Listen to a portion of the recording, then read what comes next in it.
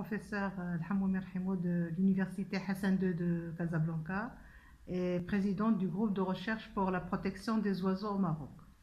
Donc, le 17 décembre 2020 s'est tenu un atelier sur l'information et la sensibilisation par rapport à la problématique des prises accidentelles au Maroc. Donc, il s'agit d'un atelier qui s'inscrit dans le cadre d'un projet appelé Med by Catch. Donc, c'est un projet qui est financé par la Fondation MAVA et réalisé par 8 organismes internationaux. Donc, ce projet se réalise au niveau de 3 pays, donc au Maroc, en Turquie et en Tunisie.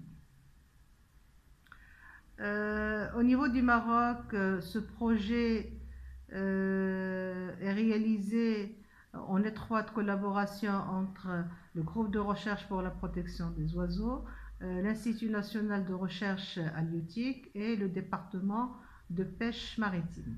Donc, il s'agit tout d'abord de faire un suivi scientifique de ces captures suivant une méthodologie standardisée à l'échelle du pourtour méditerranéen pour pouvoir comparer les données et avoir des résultats scientifiquement comparables. Ce suivi est réalisé par des observateurs sur plusieurs ports au niveau de la Méditerranée et le GREPOM se charge à côté de l'Institut de l'INRAH de réaliser cette activité au niveau de 3 ports, au niveau de Nador, Hoceima et Mediaq. À côté de cette composante scientifique qui va nous permettre après de comprendre ces prises accidentelles et leurs relations avec les régions et avec les engins, il y a une composante de communication et de sensibilisation auprès des pêcheurs pour qu'ils prennent conscience de cette problématique. Donc, cet atelier était une occasion pour présenter les résultats de réalisation durant 2 années et aussi débattre et prendre un certain nombre de recommandations. Donc, les scientifiques, les gestionnaires, les observateurs et même les membres de la société civile qui étaient présents, donc ils ont chacun a participé selon ses compétences et plusieurs recommandations ont été émises pour essayer de réduire et d'atténuer ces prises accidentelles.